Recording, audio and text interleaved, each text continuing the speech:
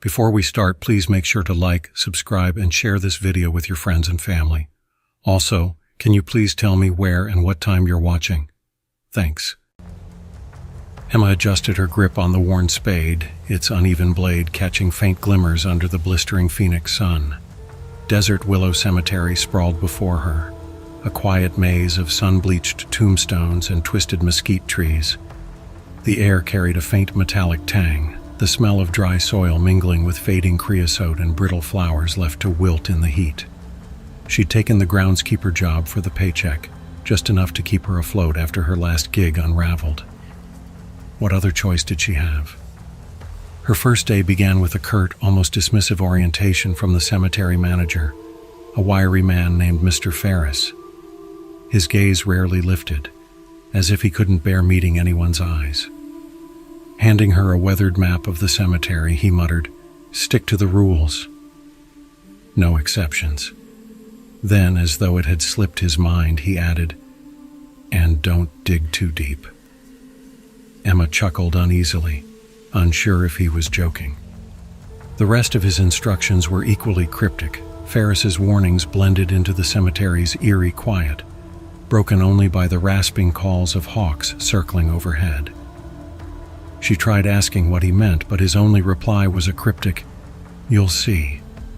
Her first task was to clear weeds from a section rumored to house forgotten names from Phoenix's early days. Working in silence, Emma plunged the spade into the ground, its blade slicing through the dry, stubborn soil. The earth beneath her boots felt strangely loose, as though it had been disturbed recently.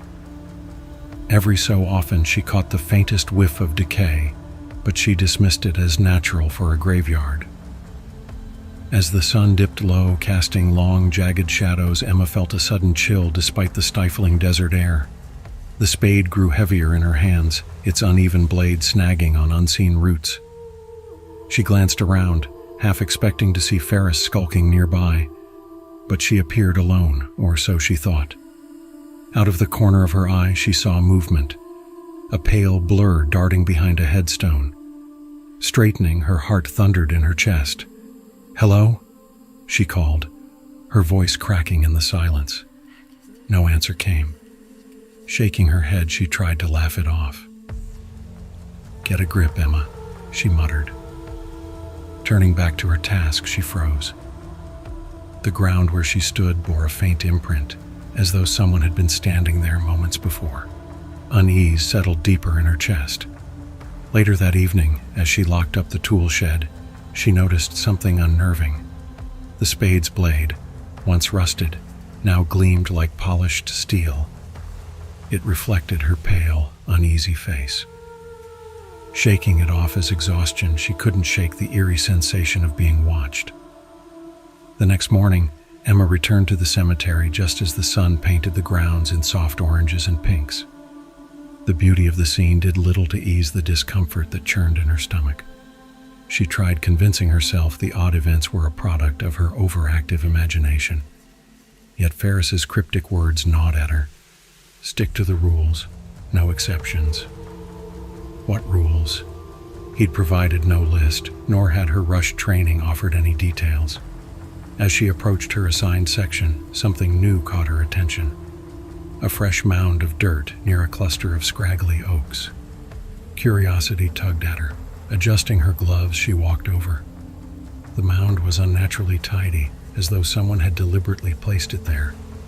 Sticking out from the dirt was a handle. Her spade. She frowned. Hadn't she locked it in the tool shed the night before? Kneeling down, she pulled it free. The soil clung to the blade in heavy, damp clumps, though it hadn't rained in weeks. As she wiped it clean, faint etchings emerged along the blade's edge. At first, she assumed they were scratches from years of use. But as the light struck just right, jagged letters appeared, carving out a single ominous word: rules. As if scrawled in haste: 1. Do not work past sunset. 2. Do not respond to voices calling your name. 3. Do not enter an open grave. 4. If you hear digging, leave immediately. 5. Never look at your reflection after sundown. 6. If you find a grave with your name, do not disturb it. Emma sat back on her heels, the spade trembling in her hands. Her breath misted in the cool morning air, and the stillness of Desert Willow Cemetery seemed to press in around her. The rules were unsettling, to say the least, but the last one sent a spike of icy dread through her chest. "A grave with my name?" she whispered. "That's insane." As if on cue, a faint breeze rustled the dry leaves of the nearby mesquite trees, carrying a whisper that froze her blood. "Emma." It was so quiet, so subtle, she nearly convinced herself she'd imagined it. Scanning the area, she saw nothing but the grave standing silent and unyielding, the shadows of the trees stretching like skeletal fingers.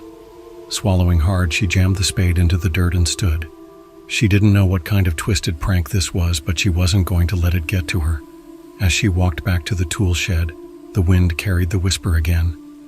"Emma." This time it was louder, insistent. She quickened her pace, refusing to look back. Her hand tightened around the spade, the rules etched into its blade, burning in her mind. By the time she reached the shed, her hands were trembling. She leaned the spade against the wall, its polished blade gleaming unnervingly in the sunlight. For a moment, she debated quitting right then and there, but something about the rules intrigued her, even as they terrified her. Who had carved them, and why? Emma decided to stick it out, at least for now. But as she locked the shed and made her way toward the cemetery gates, she couldn't shake the nagging thought that these weren't just warnings. They were promises.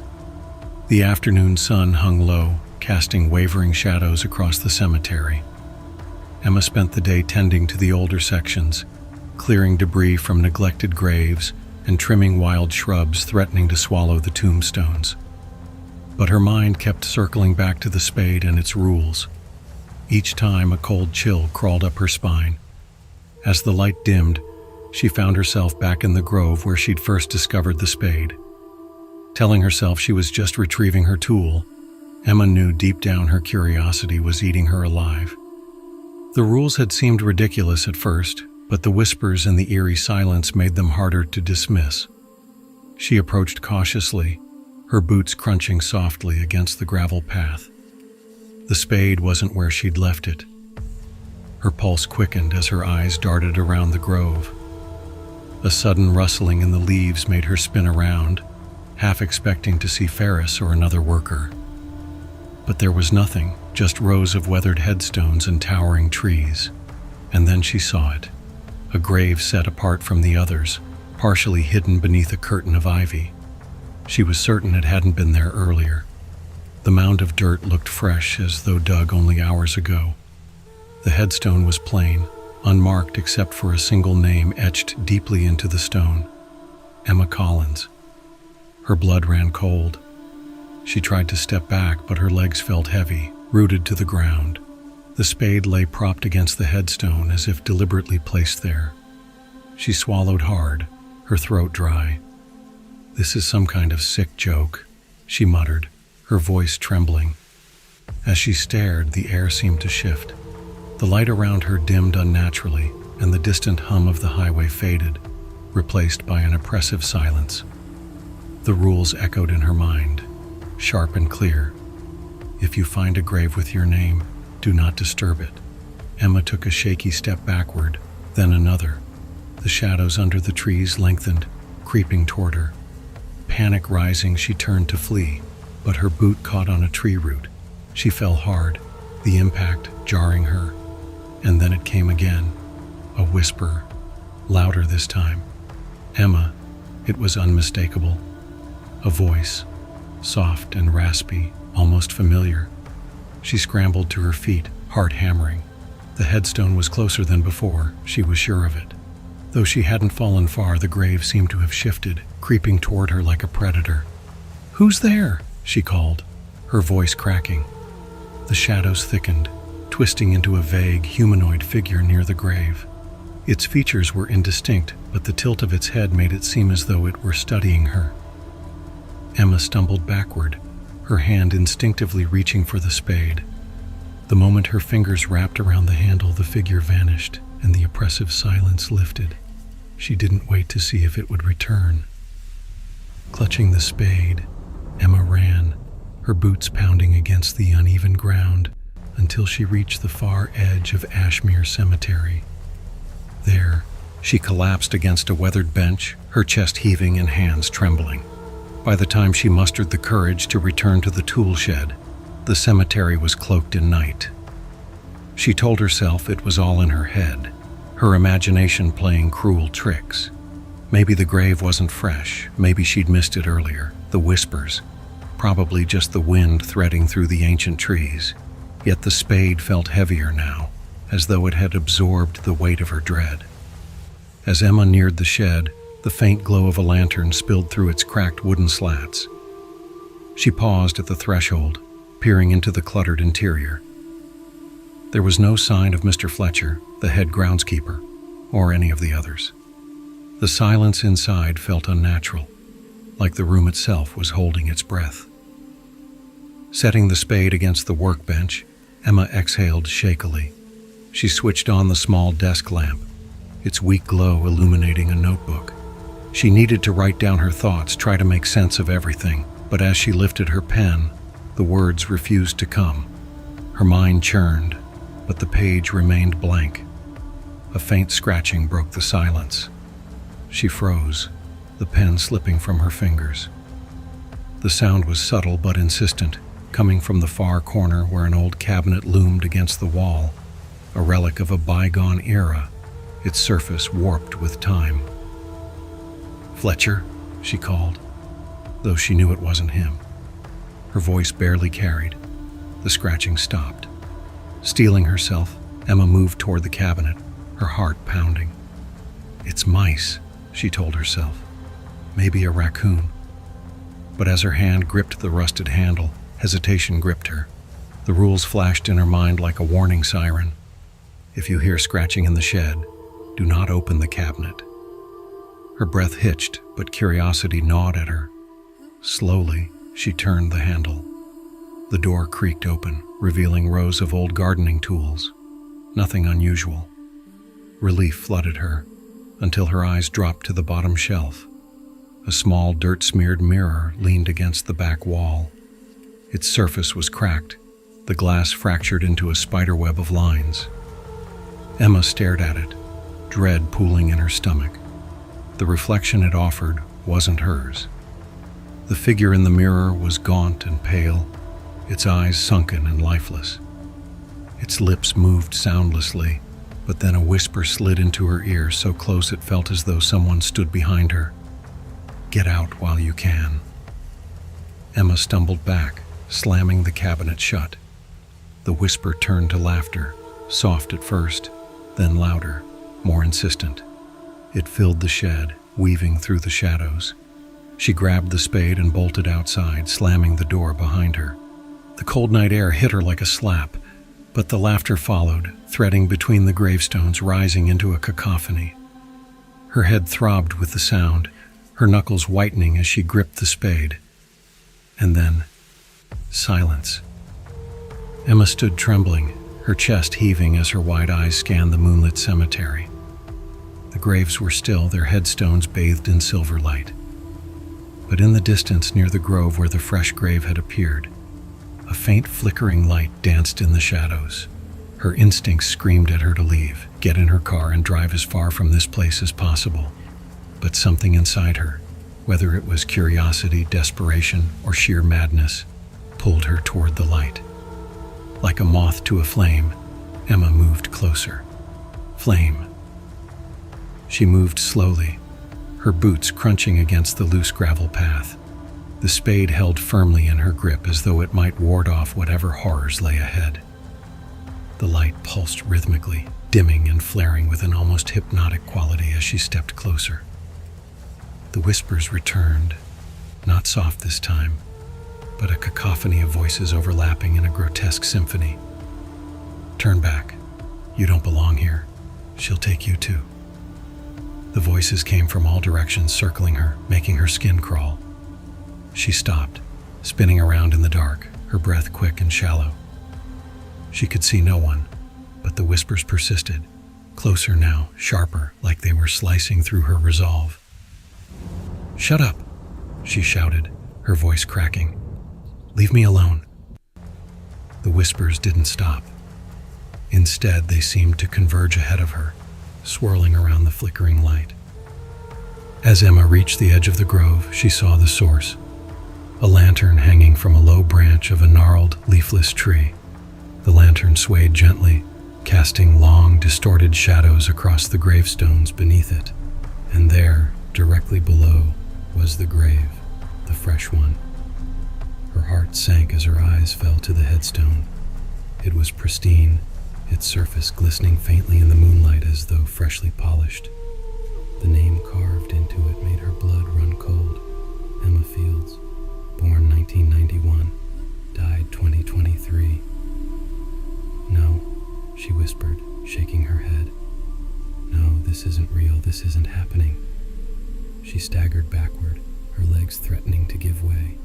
The spade clattered to the ground as she fell to her knees, staring at the grave with wide, unblinking eyes. Her name, her death, her grave. The voices grew louder, more frantic. The lantern's light flared, and the ground beneath her began to shift. She scrambled back as the soil in front of the headstone heaved upward, cracking open like a wound. Something was rising from the grave, a hand, pale and skeletal, clawing its way to the surface. Emma screamed, her voice tearing through the night as the figure emerged fully. It was her, or something that looked like her. Its face was hollow, its eyes dark voids that seemed to swallow the light. Its lips twisted into a mocking grin, mirroring the terror etched across Emma's face. "Who are you?" she choked out, backing away. "What do you want from me?" The figure tilted its head, studying her with an unsettling curiosity. Then it spoke, its voice a warped, guttural echo of her own. "You shouldn't have come back. You broke the rules." Emma's mind reeled. The rules. She'd ignored them. The scratching in the shed, the whispers in the grove. She defied every warning, and now it seemed she was paying the price. The doppelganger stepped closer, its movements jerky and unnatural, like a puppet on strings. Emma scrambled to her feet, grabbing the spade and swinging it wildly. The figure didn't flinch. Instead, it raised a hand and pointed toward the lantern. "Fix it," it hissed, "or join us." The whispers rose into a deafening roar as the ground around her erupted, more figures clawing their way out of the earth. Each one bore her face, their hollow eyes fixed on her as they crawled forward. Emma turned and ran, the lantern's flickering light burning in her vision as she fled the grove. Emma didn't stop running until the grove was far behind her, her lungs burning and her legs trembling beneath her. She leaned against a crumbling mausoleum, clutching the spade to her chest like a lifeline. The whispers had receded, but the oppressive silence that replaced them was somehow worse. Her mind raced, replaying the scene at the grave. The name, the doppelganger, the rising figures. Every fiber of her being screamed at her to leave the cemetery, to run as far away as she could. But something held her back. The lantern. She couldn't shake the image of its flickering light, nor the command of the doppelganger. "Fix it." The words echoed in her mind, tangled with the memories of the rules she'd found etched into the rusted spade. Rule number 3, if the lantern flickers, it must be extinguished before dawn. What did that mean? How was she supposed to extinguish it? And what would happen if she failed? Emma's thoughts were interrupted by a faint scraping sound, like nails against stone. She froze, gripping the spade tightly as she scanned the shadows. The mausoleum door creaked open, and a figure stepped out. It was a man, older, gaunt, with sunken eyes and a face weathered by time and grief. He wore a tattered groundskeeper's uniform, and his movements were slow, deliberate. "Who are you?" Emma demanded, her voice trembling. The man didn't answer right away. Instead, he tilted his head, studying her with an expression that was equal parts pity and resignation. "You're not supposed to be here," he said finally, his voice low and gravelly. "You should have stayed away from the grove." "I didn't mean to go there," Emma said, her grip on the spade tightening. I just want to know what's happening. What's wrong with this place?" The man sighed, leaning heavily against the doorframe. "The lantern keeps them bound," he said. "The spirits, those who died here, who can't rest. It's the only thing holding them back." Emma's stomach turned. Holding them back from what? The man's eyes met hers, and the weight of his gaze made her feel as though the ground might swallow her whole. "From taking the living." The words hit her like a blow. She shook her head, taking a step back. "Number, that can't be. I didn't sign up for this. I'm just here to work, to keep the grounds clean. I didn't know." "It doesn't matter," the man interrupted, his tone sharp. "You've broken the rules and now you have to fix it.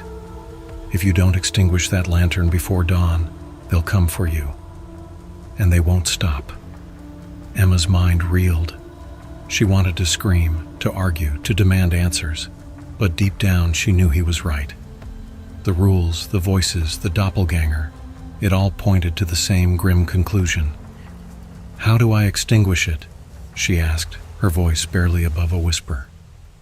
The man stepped closer, his expression grave. "You'll have to go back to the grove," he said. "Climb the tree. Snuff out the flame with your bare hands." Emma's heart sank. The thought of returning to the grove, of facing the horrors that awaited her there, was almost too much to bear. But what choice did she have? "Why can't you do it?" she asked, her voice tinged with desperation. The man's expression hardened. "I'm already dead," he said simply. "I've been dead for a long time." Emma's blood ran cold. She stumbled back, her breath hitching as the man's form began to waver, his edges blurring like smoke in the wind. "Good luck," he said, his voice echoing as he vanished into the shadows. Emma was alone again, the weight of the task ahead pressing down on her like a physical force. She turned toward the grove, the lantern's flickering light beckoning her like a cruel, unrelenting siren. The path back to the grove seemed longer, darker, and more oppressive than before. The branches overhead were skeletal, clawing at the sky, and the ground beneath Emma's feet felt softer, almost as if it were breathing. Every step she took felt like a mistake, but she pressed on, gripping the spade so tightly her knuckles turned white. The grove loomed ahead, the lantern's flickering light casting eerie shadows that danced across the ground. The air was heavy with the scent of damp earth and decay, and the whispers had returned, louder now, insistent, and overlapping. "She comes. End it. Join us." Emma stopped at the edge of the grove, her heart pounding so loudly in her ears it drowned out the whispers. The lantern hung from the gnarled tree, its glow pulsing like a heartbeat. Beneath it the ground was disturbed, the soil churned as if something or someone had clawed their way out. She swallowed hard, her legs trembling as she took a step forward. The grove seemed to close in around her, the shadows pressing against her like an unseen force. The rules echoed in her mind, each one a grim reminder of the stakes. Rule number 3.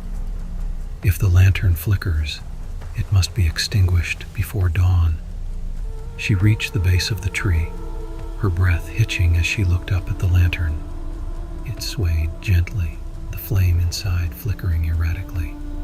The spade felt heavy in her hands, and for a moment she considered using it to smash the lantern. But something told her that wouldn't work.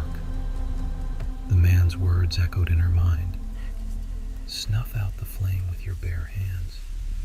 Emma's stomach churned. She didn't want to touch it, didn't want to feel the heat of the flame or the cold, malevolent energy radiating from the lantern. But what choice did she have? The whispers grew louder, more urgent, as if urging her on. Emma grabbed the lowest branch, her fingers digging into the rough bark as she hoisted herself up. The tree felt alive beneath her touch, its limbs quivering as though trying to shake her off. She climbed higher, each movement slow and deliberate, until she was level with the lantern. The flame flickered wildly, casting strange shapes on the tree's twisted branches. Emma reached out her hand, trembling as she moved closer to the lantern. The heat was intense, but it wasn't the kind of heat she expected. It was cold, biting, and seemed to seep into her skin, chilling her to the bone. As her fingers brushed the glass, a scream tore through the grove, piercing and inhuman. Emma recoiled, nearly losing her grip on the branch. The whispers turned into a cacophony, voices screaming, crying, pleading. "Don't let it out. You'll doom us all. Save us." Tears streamed down Emma's face as she forced herself to reach out again. The glass was icy, the flame within writhing like a living thing. She took a deep breath, closed her eyes, and plunged her hand into the lantern. Pain shot through her arm, sharp and searing, as if the flame were consuming her from the inside out. She screamed, her voice joining the chorus of whispers, as the flame extinguished, plunging the grove into darkness. For a moment, there was silence. The oppressive weight lifted, and the grove felt still. Emma opened her eyes, her chest heaving as she clung to the branch. The lantern was dark, its glass cracked and cold. She climbed down, her body trembling with exhaustion and fear. The grove was empty now, the shadows receding into the trees. She stumbled back toward the cemetery, her mind numb and her heart heavy. But as she reached the edge of the grove, she saw them. Figures, dozens of them. They stood in the distance, their forms translucent and flickering like the lantern's flame. They watched her with hollow eyes, their faces twisted with anger and sorrow. Emma turned and ran, the whispers following her, their voices filled with a chilling promise. "You'll be back." Emma didn't remember how she made it home. The memories blurred together, branches clawing at her clothes, whispers fading into the distance, and the overwhelming need to escape. She collapsed onto her couch, still clutching the spade, her breath coming in ragged gasps. The dawn crept in slowly, bathing her small living room in pale light. For the first time in hours, she allowed herself to believe it was over. She was alive. The lantern was extinguished. She had followed the rules. She was free, or so she thought. It was a week later when she noticed the first signs that her escape wasn't complete. The whispers came back, faint at first, just a murmur on the edge of her hearing. Then they grew louder, more persistent, until they filled her small apartment at night, making sleep impossible. The spade was still in her possession. She had left it by the door, intending to return it to the groundskeeper's shed. But every time she thought about taking it back, an inexplicable fear gripped her. It was as if the spade wanted to stay with her. One night, the whispers reached a crescendo. Emma sat on her bed, clutching her knees to her chest as the voices surrounded her, angry and demanding. "Finish it. You have to go back. The lantern's flame doesn't die. It waits." She shook her head, covering her ears as tears streamed down her face. "No," she whispered. "I'm done. I followed the rules. I'm done."